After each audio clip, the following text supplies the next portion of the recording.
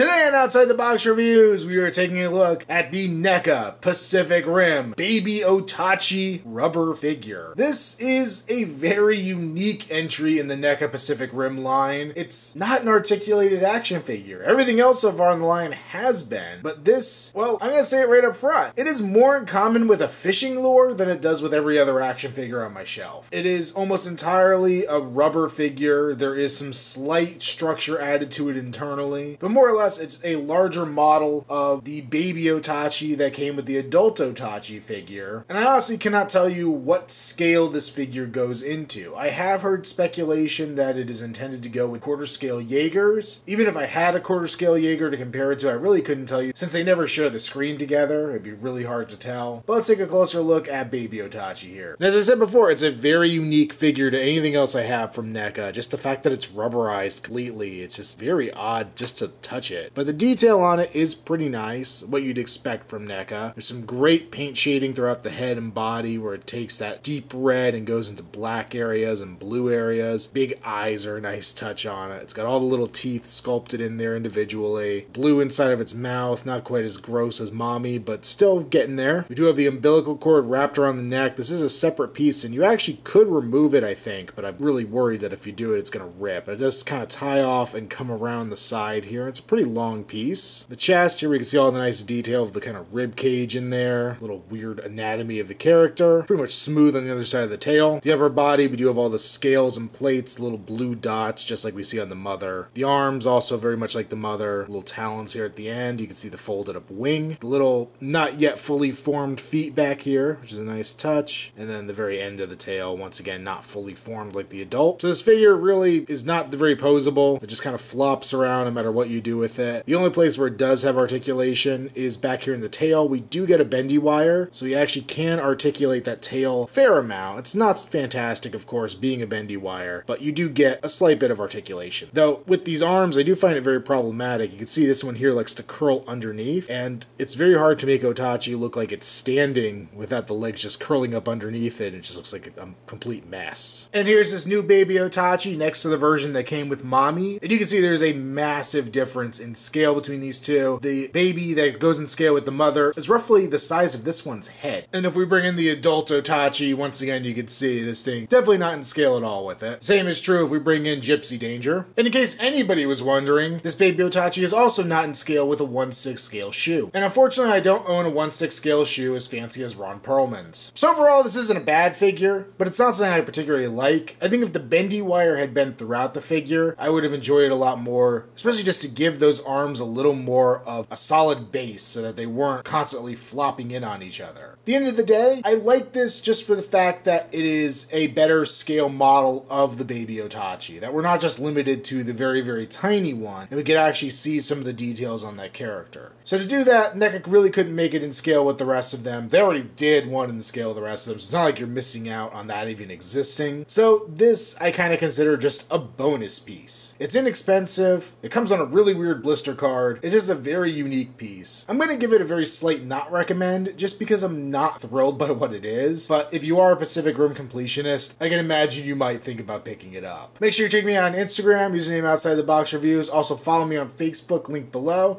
and until next time, so for Outside the Box Reviews, stay tuned for more to come.